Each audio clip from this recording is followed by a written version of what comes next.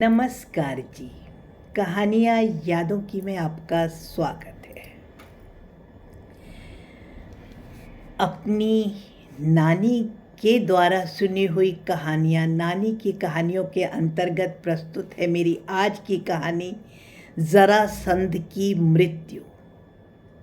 जी हाँ, आप और हम सब जानते हैं कि कृष्ण जी ने कंस का वध करके अपने पिता वासुदेव और माता देवकी को बंधन मुक्त करा।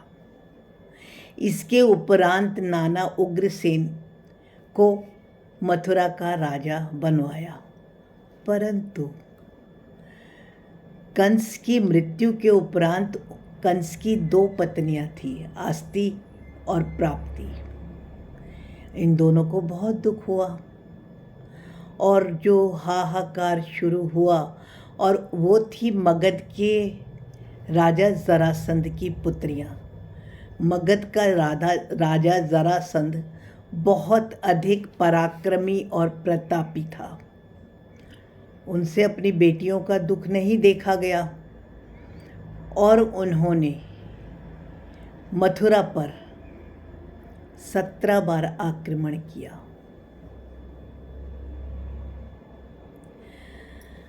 अब बार बार आक्रमण करने के बावजूद भी जीत तो उनकी नहीं हुई, क्योंकि कृष्ण जी मथुरा में थे। परंतु कोई भी युद्ध हो, उसमें हानि होना तो अनिवार्य ही है ना, शांति भंग होती ही है।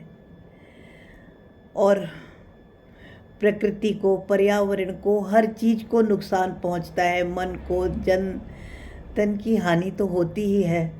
अब यह सब देखते हुए श्री कृष्ण जी ने द्वारका में अपनी नगरी बनाने का फैसला किया, क्योंकि अब के जब 18वीं बार जरासंध ने आक्रमण करा तो उनके साथ में राजा कालयवन भी शामिल हो गया था। तो अब शत्रु रूप में श्री कृष्ण जी को राजा कालयवन से भी युद्ध करना था, जिनकी कहानी की मैं बाद में बतलाऊंगी। अभी हम सिर्फ जरासंध के बारे में ही बात कर रहे हैं। अब जरासंध से बिना वजह लड़ करके, बार बार आक्रमण होके अपना हानि पहुंचाना, ये कोई अच्छा तो नहीं था। तो इसीलिए श्री कृष्ण जी ने मथुरा को छोड़कर द्वारका में अपनी नगरी बनाने का फैसला कर लिया था। अब इस निश्चय के साथ वह सारे द्वारका नगरी में रहने लगे। परंतु जरासंध अभी भी जीवित ही था। जरासंध कौन था, आपको मैं यह बतलाऊं। जरासंध जब पैदा हुए थे तब वो दो माताओं के द्वारा आधे आधे पैदा हुए थे। तो जब उनके पिता ने देखा आधा भाग और आधा भाग ऐसा बेकार समझ करके उन्होंने उनको, बालक को जंगल में फेंकवा दिया था। तो जंगल में इरा नाम की एक राक्षसी थी। उसने इन दोनों टुकड़ों को जोड़कर जीवित करा था, और वह थे जरासंध।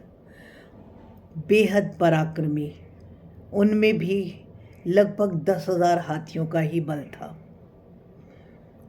श्री कृष्ण जानते थे कि इनसे लड़ना केवल भीम के द्वारा ही संभव हो सकता है, क्योंकि भीम में भी 10,000 हाथियों का बल था। तो उन्होंने क्या करा, अब कुछ तो सोचना ही था। जब इंद्रप्रस्थ राजा युधिष्ठिर वगैरह ने जब अपना इंद्रप्रस्थ बसाया, तो उसके बाद में उन्होंने एक राजसूय यज्ञ का करने का निश्चय किया। राजसूय यज्ञ होता है जिसमें कि जो भी राजा यज्ञ करता है वह अपना घोड़ा बेचता है। उस समय राजाओं में ऐसा यज्ञ करने की प्रथा होती थी। इससे राजा की ताकत का अनुमान होता था।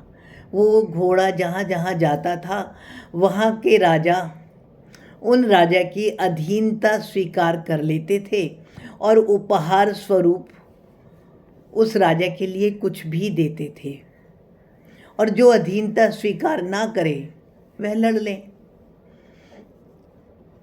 तो अब उन्होंने राजसूय यज्ञ का आयोजन किया हुआ था। श्री कृष्ण जी को भी बुलावा गया था।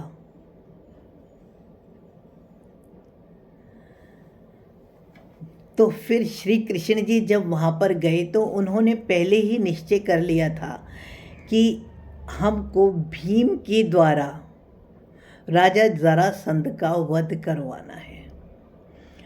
तो जब राजसूय यज्ञ आरंभ हुआ तो फिर उन्होंने बोला, युधिष्ठिर जी, सारे ही पांचों पांडव बैठे हुए थे, तो श्री कृष्ण जी ने उनसे कहा कि अब राजा जरासंध पर भी तो हमको विजय प्राप्त करनी होगी।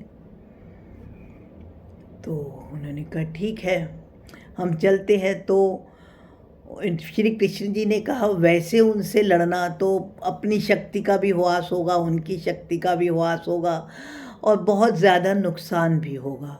क्यों ना हम कोई और तरीका अपनाएं। हम उनसे कहते हैं कि आप द्वंद्व युद्ध कर लो भीम के साथ। जो जीतेगा वो जीता हुआ माना जाए, जो हारेगा वो हारा हुआ माना जाए। भाई लेकिन द्वंद्व युद्ध करेंगे कैसे? तो इन्होंने फिर से एक करने का कुछ सोचा। तो ये कृष्ण जी, अर्जुन और भीम, यह तीनों मगध में राजा जरासंध के पास सवेरे सवेरे भिक्षा मांगने के लिए गए। ब्राह्मण का वेश धारण करके गए। तो जरासंध को समझ में आ रहा था कि यह जो भिक्षा मांगने आए हैं यह ब्राह्मण तो नहीं हो सकते। इनके कंधे इस तरह से झुके हुए और ऐसे चौड़े हैं, ऐसा लगता था इनमें तीर कमान वगैरह रखे गए हैं। परंतु जरासंध भी दानी था, ब्राह्मणों को मान भी करता था, सम्मान भी करता था। तो उन्होंने इनसे पूछा कि आपकी क्या इच्छा है, हम आपकी इच्छा पूर्ण करेंगे। तो श्री कृष्ण जी ने फिर मुस्कुराते हुए कहा, ऐसा है, हम ब्राह्मण नहीं हैं, हम तो क्षत्रिय हैं और द्वंद्व युद्ध करना चाहते हैं। हम तो दान में यही चाहते हैं कि द्वंद्व युद्ध करें। अब देखो, बाली था, उसने भी तो कुछ भी 3 पग एक वामन को दान में दे दिए, तो उसको भी पाताल का राज्य मिला। ये सब हुआ ना। तो भाई दान देना और ऐसे करना तो अच्छी बात है। अगर भले ही मृत्यु को भी प्राप्त हो जाए तो भी नाम तो अमर हो ही जाता है। ऐसे ऐसे कृष्ण जी अपने वाक चातुर्य से उसे समझाने में सफल हो गए थे कि युद्ध करने में तो भलाई ही है और आपको युद्ध अवश्य करना ही चाहिए। तो ठीक है, जरासंध ने कहा ठीक है, मैं युद्ध कर लूँगा। उन्होंने बोला तो आप किससे करोगे? उसने बोला नहीं, मैं आपसे तो युद्ध करूँगा नहीं। कृष्ण जी को बोला, मेरे डर के मारे आप तो पहले ही हारे हुए हो, पूरा मथुरा नगरी छोड़ गए और वहाँ द्वारका में जाकर बस गए हो, आपसे मैं क्या युद्ध करूँगा? श्री कृष्ण जी ने कहा ठीक है, मुझसे युद्ध मत कर। अर्जुन से मैं क्या युद्ध करूँगा? ये तो मेरे बराबर का भी नहीं है, मैं इनसे भी युद्ध नहीं करूँगा। उन्होंने बोले ठीक है, तुम इनसे भी युद्ध मत करो। उन्होंने कहा मैं भीम से युद्ध करूँगा। और श्री कृष्ण जी की योजना सफल हो गई। ठीक है, तो अब ज़्यादा नुकसान भी नहीं होगा, ना जन हानि, ना माल हानि, ना कोई और हानि, ना पर्यावरण हानि। उन्होंने कहा ठीक है। और सबसे बड़ी बात ये थी कि जरासंध ने कितने राजाओं को बंदी बना रखा था, जीत करके कहीं दूर सुदूर पहाड़ में उनको कैद कर रखा था। तो जरासंध के मन में तो ये था, अब मैं इस राजा को भी बंदी बनाऊंगा और वहाँ ही कैद करूंगा और इनका राजसूय यज्ञ भी असफल हो जाएगा। जरासंध बड़ी खुशी खुशी युद्ध के लिए तैयार हो गया और श्री कृष्ण जी को अपनी योजना सफल होती हुई दिखी। अब श्री कृष्ण जी ने दिन का एक निश्चय हुआ और उस दिन से युद्ध आरंभ हो गया। सारी प्रजा, देवतागण, देव सब देखने को आती थी उनका युद्ध। बड़ा भयंकर होता था। दोनों ओर से वार पर वार होते थे, परंतु जीत और हार का निश्चय ही नहीं हो पाता था, क्योंकि दोनों ही बराबर के थे। पूरा दिन लड़ते थे, रात को दोनों महल में साथ रहते थे, फिर दूसरे दिन लड़ते थे। इस तरह से जब 14-15 दिन हो गए तो भीमसेन जी ने श्री कृष्ण जी से कहा, मुझे नहीं लगता कि मैं इससे जीत पाऊंगा। बल में तो यह भी लगभग मेरे समान ही है, हारूंगा यह नहीं है, परंतु मैं इनसे जीत भी नहीं सकता। हम कब तक लड़ेंगे? फिर कृष्ण जी ने भीमसेन को इशारे से बतलाया कि जरासंध जी ऐसे नहीं मर सकते, क्योंकि ये 2 अलग अलग टुकड़े हैं, संधि करके एक इरा नामक के राक्षसी द्वारा जोड़े हुए हैं, तो तुम जितना भी नुकसान पहुंचाओगे ये फिर जुड़ जाते हैं। अगर इनको मारना है तो इनका एक तरीका है। उन्होंने इशारे से समझाया, ऐसे करके ऐसे पहले अपना दोनों के दोनों को इनको बीच से फाड़ दो और फाड़ने के बाद में एक हिस्सा उधर की तरफ उत्तर, दूसरा दक्षिण, ऐसे फेंको, एक पूर्व तो दूसरा पश्चिम, जो कि दोनों सिरे एक दूसरे से मिल ना पाए, तब इनकी मृत्यु निश्चित हो सकती है। ऐसा उन्होंने इशारे से समझाया। भीमसेन को समझ में आ गया। अगले दिन जब युद्ध हुआ तो भीमसेन ने जरासंध को नीचे गिराकर उनको बीच में से फाड़ दिया। अब आधा हिस्सा, आधा कान, आधा नाक, आधा गला, आधा छाती, आधे पैर एक तरफ हो गए और वो एक तरफ। और फिर जैसा कि श्री कृष्ण जी ने कहा था वैसा ही भीमसेन जी ने किया। एक टुकड़ा दूसरी तरफ फेंका और एक टुकड़ा दूसरी तरफ। इस तरह से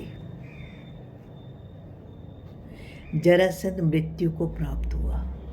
फिर उन्होंने पहाड़ के ऊपर जाकर के जितने भी राजाओं को बंदी बना रखा था उन सबको मुक्ति करवाई।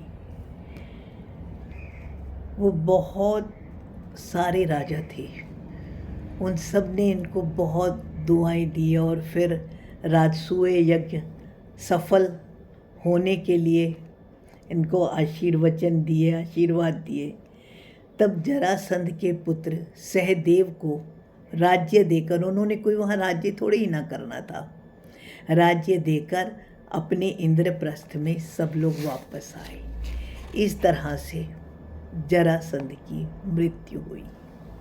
हम सब ये तो जानते ही हैं ना कि जरासंध के कारण द्वारका नगरी में इन सबको जाना पड़ा, पर जरासंध की मृत्यु कैसे हुई यह हमें नानी ने बताया था। धन्यवाद जी। मेरी कहानी पसंद आने के बाद आपके मन में कोई भी विचार आए तो कृपया कमेंट्स द्वारा सूचित करें। नमस्कार जी।